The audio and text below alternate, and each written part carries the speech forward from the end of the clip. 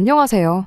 이렇게 글을 적으면서도 정말 우라통이 터져 미칠 것만 같습니다.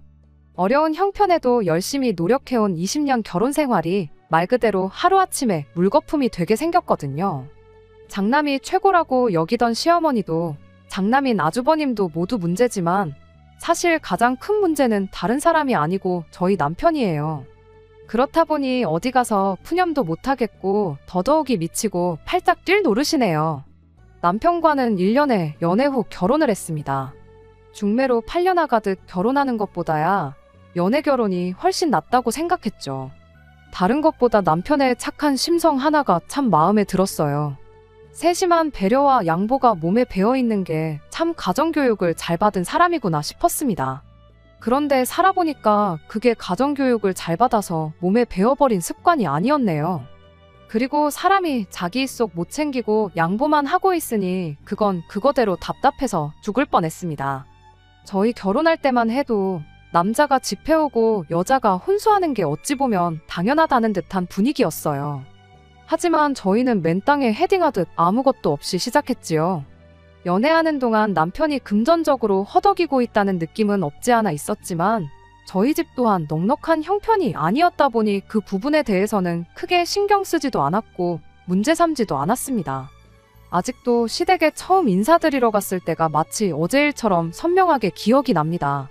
시어머니고 시아버지고 처음부터 저를 탐탁치 않아 하는 눈치였어요. 아들이 결혼할 사람을 인사시키는데 어떻게 그렇게 차가운 눈빛으로 사람을 쳐다볼 수 있는지 싶었습니다. 게다가 저희한테 했던 첫마디가 결혼을 한다고 한들 당신들 주머니에서 너희들한테 땡전 한 푼 도와줄 일은 없으니까 그렇게 알라고 시작부터 못을 박았고요. 말씀드렸다시피 저희 집도 형편이 넉넉한 편은 아니었거든요. 시댁 또한 그렇게 여유 있어 보이는 환경은 아니었기에 이렇게 된 마당에 그냥 남편과 둘이서 힘으로만 결혼을 하기로 정했지요. 월급을 많이 받는 편은 아니었으나 둘 다 직장이 있었다 보니 어떻게든 되겠지 싶은 생각이었습니다. 그런데 며칠이 더 지나서 남편이 사실 자기한테는 모아놓은 돈이 하나도 없다는 사실을 말해왔어요. 그리고 그때 왜 남편이 이날이 때껏 모아놓은 돈이 단돈 100원도 없었는지, 그리고 처음 인사드리러 갔을 때 시부모님이 저를 두고 그런 반응을 보였는지 그 이유를 알게 되었습니다. 처음에는 그저 당신 아들에 비하면 제가 한참 모자란다거나 저희 집이 형편이 어렵다는 이유로 결혼을 반대하는 줄로만 알았거든요. 그런데 그게 아니었어요. 남편 때문에 그랬던 건 맞았지만 이유는 전혀 달랐습니다. 당시 남편이 벌어가지고 오는 돈이 곧 시댁의 생활비나 마찬가지였던 상황이었던 거예요. 시모 입장에서는 난데없이 어디서 굴러들어온 제가 집에 기둥을 뽑아가는 그런 느낌이었던 거죠. 결혼 비용이고 뭐고 싹 다 아무것도 해줄 생각 없다고 못을 박았던 것이 사실은 집안 형편상 진짜 아무것도 못 해준다는 이유도 있었지만 집안 기둥 뽑아가지 못하게 제가 제 발로 떨어져 나가게 만들려고 그랬던 이유도 있었던 겁니다. 아마 어머니가 우리 결혼을 반대하는 데에는 그 이유가 가장 크지 않겠냐고 말을 하더라고요. 그런데 뭔가 이상하다는 생각이 들었습니다. 남편 위로 형이 한 명 있는 건 연애하면서도 알고 있었어요. 이따금씩 형님은 나랑 다르게 공부도 잘해서 인류대학을 나왔다느니 하는 이야기를 몇 번 했었거든요. 보통 집안 생활비를 책임진다 하면 당연히 장남이 그것도 집안 지원 받아서 인류대학까지 졸업한 아주버님이 하는 게 맞는 거 보통 아닌가 싶었죠. 그런데 어찌하여 둘째인데다가 집안 지원도 하나 못 받아 대학 문턱도 못 밟아본 남편이 시댁에서 기둥 노릇을 하고 있는지 싶었습니다. 숨길 이유도 없다고 생각한 건지 남편은 바로 자초지종을 이야기해줬어요. 아주버님은 대학 나온 뒤로 창업을 위해서 또 이것저것 배우고 다니고 있다고요. 말인즉슨 졸업 이후로 직장은 따로 없다는 소리나 마찬가지였죠. 집안 분위기가 장남을 최고로 여기는 집이었다는 건 말할 것도 없고 말이죠. 시댁이 지금도 여유로운 편은 아니지만 예전에는 상황이 더 안 좋았다고 하더라고요. 그래도 장남이라고 집안의 모든 자원은 어려서부터 첫째인 아주버님 차지였답니다. 남편이 부모님 돈으로 배운 게 딱 하나 있는데 그건 운전면허였다고 해요. 고등학교 졸업하고 일자리 구하는데 운전면허가 있으면 선택의 폭이 넓어진다 하여 그것만큼은 도와주셨다고 해요. 아주버님은 사수 끝에 서울에 있는 대학교에 들어가게 되었고 바로 군대를 갔다고 하대요. 남편도 바로 군대에 가고 싶어 했으나 시댁에서는 아주버님이 서울에서 체류할 생활비와 학비를 조금이나마 모아둬야 한다는 이유로 반대했답니다. 그때 시부모님 지원으로 면허를 따게 되었다 하고요. 그때 처음 시작한 운전으로 평생을 먹고 살게 되었다는 게 조금 아이러니하기는 합니다. 아무튼 남편은 학교를 졸업하자마자 바로 사회생활을 시작하게 되었습니다.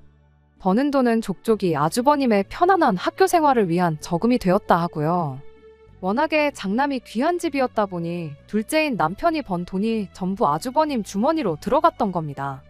남편은 덤덤하게 이야기를 꺼냈지만 제3자인 저로서는 도무지 이해가 가지 않았습니다. 4살 터울 동생이 형 뒷바라지를 해준다는 게 저로서는 도무지 이해가 가지 않았거든요. 그렇다고 아주버님이 그렇게 남편이 피땀 흘려 벌어다준 돈으로 성공을 한 것도 아니에요. 적당히 대학 나왔으면 좋은데 취직하면 되는 거지. 자기는 남 밑에서 일할 사람이 아니라며 졸업 후에는 자본금이라고 땡전 한 푼 없으면서 사업을 하겠다고 그렇게 노래를 불렀답니다. 특허 하나만 내면 평생을 먹고 산다니 어쩐다니 하면서 그렇게 투자자를 찾아다녔다나요. 이미 한참 세월이 지나 저희가 결혼을 하겠다고 시댁에 인사를 하러 갔을 때도 아주버님은 따로 벌이가 없던 상황이었던 거예요. 그쯤 하면 시댁에서 장남에 투자한 게 실패였다는 걸 인정했을 법도 한데 우리 장남은 장차 큰일을 할 사람이라며 감싸주고 계속해서 남편이 돈을 벌어오는 족족이 아주버님한테 투자를 했던 겁니다. 그러니 남편이 저랑 결혼을 본격적으로 준비하기 시작했을 때 모아놓은 돈이 한 푼도 없었던 거고요. 당장 제가 모아놓은 돈 얼마가 전부긴 했는데 그렇다고 해서 엄청 대단한 액수도 아니었다 보니 이왕 이렇게 된 거 둘이 열심히 한번 살아보자고 했습니다. 하지만 다른 건 몰라도 결혼하고 나서도 시댁 기둥노릇 하고 사는 건 용납할 수 없다고 못을 박았어요. 나랑 결혼하고 싶으면 시댁에 더 이상 생활비를 주는 건 용납할 수 없다고 남편한테 확실하게 말을 했습니다. 남편은 대답을 회피하는 느낌이긴 했지만 결국엔 그렇게 하겠다고 했고요. 주변에서는 이런 남편과 결혼하겠다고 드는 제가 이해가 가지 않는다는 눈치였습니다.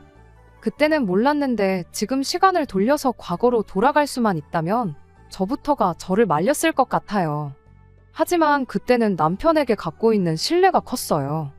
제 앞에서 싫은 티를 내긴 했지만 결국엔 시댁에다가 자기가 결혼하고 나면 더 이상 그 어떤 금전적인 지원을 해줄 수 없다는 말도 단호하게 해냈고요.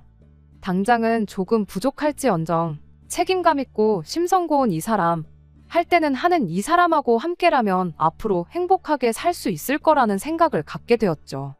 물론 그 때문에 시댁에서는 저희의 결혼을 더더욱 거세게 반대하기 시작했어요. 그때 남편이 좀 충격을 받은 듯 싶었습니다. 자기가 장래 희망이 따로 없었다 보니 평생 아주버님하고 차별받으며 살아온 걸 가지고 시부모님을 원망했던 적이 단 한 번도 없었답니다. 그리고 그 이후로 그때까지 형을 위해 가족을 위해서 라는 명목하에 죽어라 일하고 그동안 번 돈도 다 갖다 바쳤는데 가족들은 당장 돈 몇 푼 때문에 결혼을 반대하고 있으니 가족들은 자기 행복보다 자기가 벌어오는 얼마 안 되는 돈이 더 중요한 사람들처럼 보였다고 하대요. 그걸 이제서야 알았느냐고 한마디 해주고 싶었지만 아무 말 안 했어요. 남편 스스로가 뒤늦게나마 그 사실을 알았다는 게 다행이라 생각했죠. 남편이 가족들과 등지게 된 것이 심적으로 힘들어 보이긴 했지만 얼마 지나지 않아서 이내 정신을 차렸어요.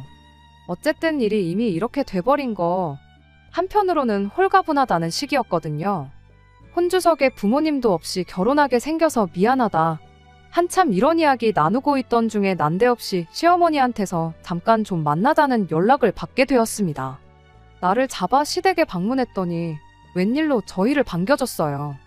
뭐 대단한 건 아니지만 그날 시어머니한테 짜장면도 한 그릇 얻어먹었죠. 결혼을 반대할 때는 언제고 남편이 그래도 상관없다고 하니 저희들을 특별히 봐서 결혼을 허락해주겠다는 식으로 이야기를 하더라고요. 왜 자식이기는 부모 없다고 하지 않았느냐 곰곰이 생각해보니 어른인 당신들이 양보해주는 게 이치에 맞는 것 같았다 이런 식으로 말이죠. 여전히 저희 결혼할 때는 아무것도 지원해줄 수 없다고 이야기도 했고요. 장남인 아주버님이 장가도 아직 안 갔는데 동생이 먼저 가는 것부터가 하극상이라며 저희한테 그 어떤 지원을 해준다 하더라도 그건 무조건 아주버님이 결혼해서 자리 잡은 이후가 될 것이라고 확실하게 선을 그었습니다. 애초에 당장 결혼식에 오시지 않을 수도 있겠다 생각했는데 허락이나마 받은 게 저희 입장에서는 감지덕지 아니냐 하고 생각했어요. 남편은 마냥 기뻐했는데 저는 솔직히 찜찜한 마음을 지울 수가 없었습니다. 결혼은 안 된다고 그렇게 반대를 하더니 그 어떤 계기도 없이 한 달도 안 지나서 결혼을 허락해주겠다고 나오는 게 분명히 다른 속셈이 있을지도 모른다는 생각이 들더라고요. 아니나 다를까 결혼식 한 달 앞두고 시어머니가 본심을 꺼내더군요. 니들이 아직 어리고 인생의 경험도 많지가 않으니 당신이 특별히 저희를 도와주겠다고요. 우리 애 어디 뭘 도와주려고 저러는 건가 싶었는데 아니나 다를까 저랑 남편 월급을 당신이 손수 관리를 해주겠다고 하시더라고요. 당장 남편이 모아놓은 게 한 푼 없던 가장 큰 이유가 월급이나마 얼마 되도 않는 돈 벌어오는 걸 가지고 당신들 생활비 쓰고 남는 건 아주버님 뒷바라지 해주는데 써서 그런 건 생각도 안 하고 남편이 돈이 없는 이유가 돈 관리를 할 줄 몰라서 그러는 거라는 소리를 하더라고요.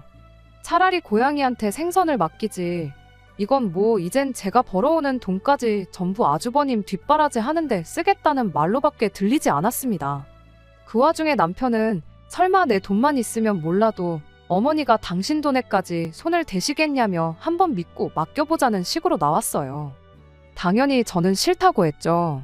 전 그렇게 하고 싶거든 결혼은 없던 일로 하자고 했어요. 시댁 기둥 노릇, 아주버님 지갑 노릇이 그렇게 하고 싶으면 혼자서 하라고요. 애초에 저랑 결혼하면서 부모님과 연도 끊겠다고 나왔던 남편이었다 보니 그런 바보 같은 선택은 하지 않더라고요. 그런데 의외로 시어머니 반응이 덤덤했습니다. 당연히 노발대발하면서 한마디를 하시던가 했을 텐데 니들 생각이 그렇다면 어쩔 수 없지 않겠냐면서 그냥 당장 어떻게 돈을 해줄 수는 없으니 어떻게든 도움을 주고 싶어서 꺼냈던 말이라며 웬일로 쉽게 물러났어요. 그런데 그렇게 나온 데에는 다 이유가 있었습니다. 시어머니는 저희가 돈을 맡기지 않는다고 나온다면 어떻게 해야 할지 다음 계획이 있었던 거예요. 결혼식 당일날 그 계획을 알게 되었죠. 아주버님이 남편 하객들 축의금을 받았는데 저희 결혼식 시작하기가 무섭게 그 돈을 가지고 집에 돌아가 버렸거든요. 특허 하나 내면 인생 핀다고 생각하던 아주버님이 당시 개발하던 무언가가 있었는데 투자처가 마땅치 않아서 시작도 못하고 있던 상황이었다더라고요. 그때 당시 축의금이라 하면 보통이 3만 원이고 조금 친하다 싶으면 5만 원 정도 주던 시기였어요. 아주버님이 방명록도 같이 가지고 가버린 탓에 남편 하객들이 축의금으로 얼마나 줬는지 정확히는 몰랐지만 머릿수대로 대충 계산해보니 넉넉하게 계산하면 400에서 500 정도 되는 돈이었습니다.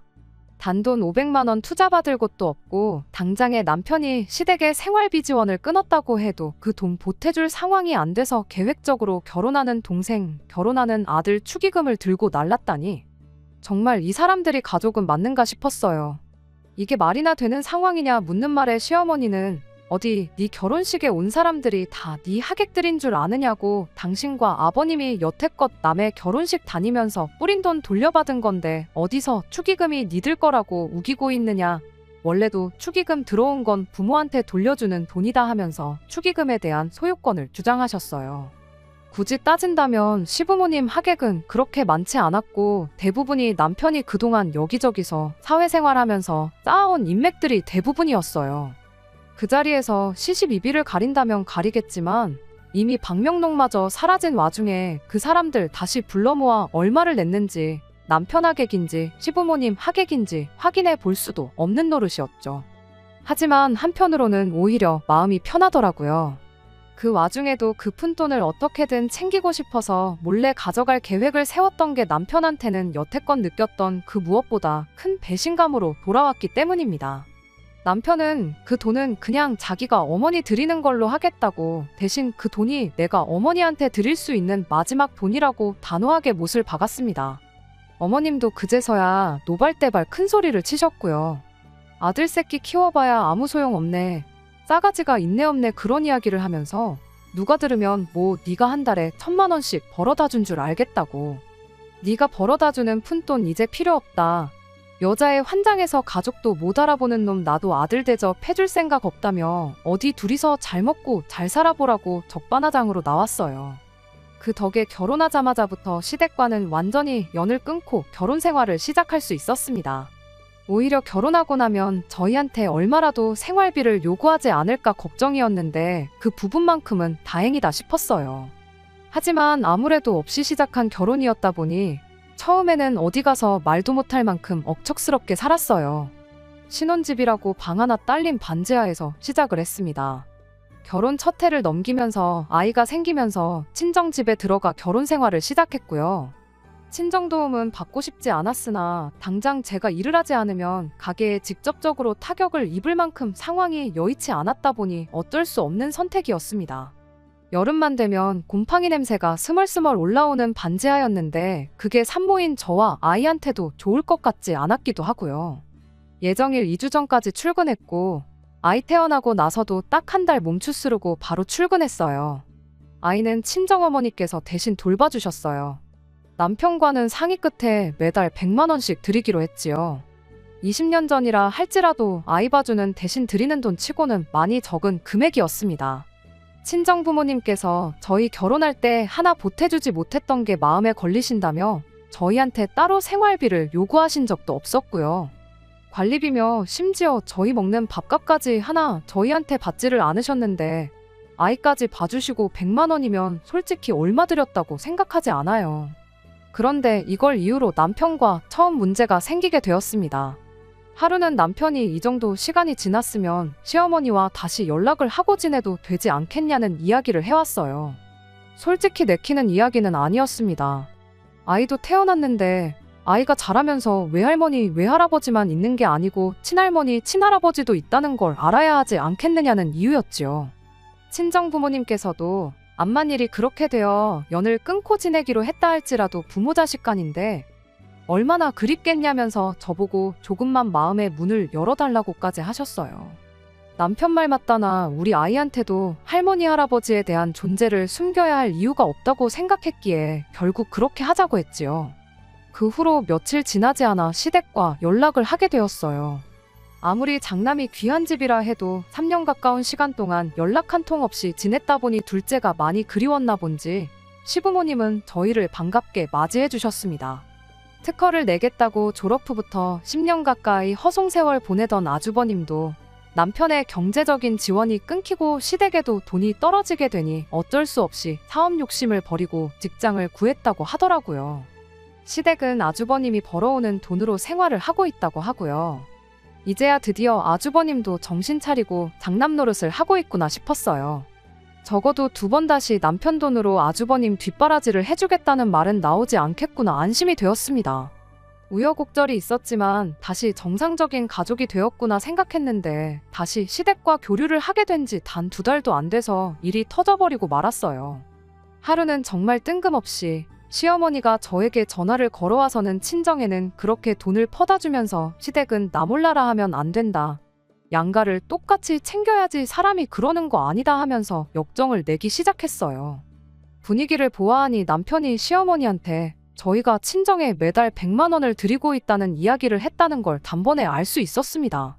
하지만 돈을 드리고 있다는 이야기만 한 것 같아 보였고 정작 왜 돈을 드리고 있는지 중요한 건 빼먹은 것 같아서 제가 시어머니한테 설명을 드렸어요. 저희가 친정집에 살면서 친정어머니가 아이를 매일같이 돌봐주시고 계시니 드리고 있을 뿐이라고요. 그랬더니 시어머니가 저한테 한다는 소리가 그럼 친정에서 나와서 시댁에 들어와 살면 되는 거 아니냐는 소리를 하시더군요. 애초에 남편 처가살이를 시키는 것부터가 잘못된 거라며 우리 아들이 그 집에서 얼마나 눈치를 보겠냐고 하면서 말이죠. 남편도 그때가 돼서야 하는 말이 솔직히 장인 장모님 눈치도 보이고 불편하다는 식으로 이야기를 했어요. 친정부모님이 남편한테 따로 눈치를 주거나 불편하게 하신 적은 제가 볼 땐 없었지만 그런 느낌을 받는 거야 상대적인 거니 그럴 수도 있겠다 생각을 했습니다. 다만 그렇다고 해서 제가 시댁에 가서 살면서 시부모님께 돈을 드리고 시집살이 하면서 눈치를 봐야 할 이유는 되지 않는다 생각했죠. 그래서 고민 끝에 친정집에서 나오기로 했습니다. 시댁에 들어가서 살기로 한 건 아니었고 아예 독립을 하기로 했지요. 그래도 친정집에 들어와 살면서 모은 돈이 상당했다 보니 이참에 그냥 따로 나와 사는 게 나중 가서 이야기도 안 나오겠구나 싶었어요. 시댁과 친정 딱 중간 위치쯤에 전세를 구해 이사를 나갔고 아이는 시어머니와 친정어머니가 번갈아 가면서 저희 집에 직접 오셔서 아이를 봐주는 걸로 했어요. 시어머니도 같이 아이를 돌봐주시게 되면서 친정에 드리던 100만 원을 반으로 쪼개 시댁에 드리기로 했고요. 그런데 막상 그렇게 하기로 하고 반년도 안 돼서 시어머니가 내가 고작 50만 원 받자고 이 고생을 해야겠느냐며 말을 바꾸더군요. 당연히 저희를 위해 아무것도 하지 않는 시어머니께 저희가 굳이 돈까지 드릴 이유는 없겠다 싶었어요. 그렇게 반년 정도 매달 드렸던 50만 원을 끊으니 시어머니는 또 저희 보고 욕심이 사납다는 욕을 하시면서 부모한테 주는 돈이 아깝냐고 역정을 내시더군요. 그리고 이번엔 시어머니가 저희한테 먼저 연을 끊자는 소리를 해왔습니다. 부모도 몰라보는 것들하고는 2번 다시 상종을 말았어야 했는데 기회를 줬음에도 불구하고 변한 게 하나도 없다는 소리를 하면서 말이죠. 남편도 시어머니가 저렇게 나오는데 편을 들어줄 수가 없었는지 아무 말 없었습니다. 그렇게 시댁과는 또다시 연을 끊게 되었어요. 결국엔 굳이 저희 집까지 오며 가며 하면서 아이를 돌봐주셔야 했던 친정어머니만 더 힘들게 되셨지요. 세월이 흘러 아이가 어느 정도 크고부터는 친정어머니도 매일같이 고생하실 필요가 없어졌기에 그나마도 드리고 있던 돈을 끊었습니다. 남편이 또 어떻게 나올지 몰랐기도 싶었고 세월이 흐른 만큼 남편과 제 수입도 늘었던 만큼 당시 돈 모으는데 속도가 많이 붙었던 상황이었거든요. 그렇게 무일푼으로 시작한 결혼생활 20년 만에 저희는 저희 이름으로 아파트 하나를 매매하게 되었어요. 저희 집이 생겼을 때 그간 열심히 살아온 모든 걸 보상받는 기분이었고 너무 행복했습니다. 인생에 있어서 큰 숙제를 끝낸 기분이었고 이제 저희 인생에 남은 건 우리 아이 대학 보내고 자리 잡을 때까지 도와주는 거 그리고 저희 노후 자금 모으는 일뿐이겠거니 싶었습니다. 그런데 남편한테는 남아있는 숙제가 그것 말고도 하나 더 있었다는 사실을 알게 되었네요. 20년 동안 악착같이 모았으면 됐지. 이제는 나도 내 가족을 챙기면서 살고 싶다며 매달 시댁에 200만 원씩은 드려야겠다는 소리를 해왔으니 말이죠.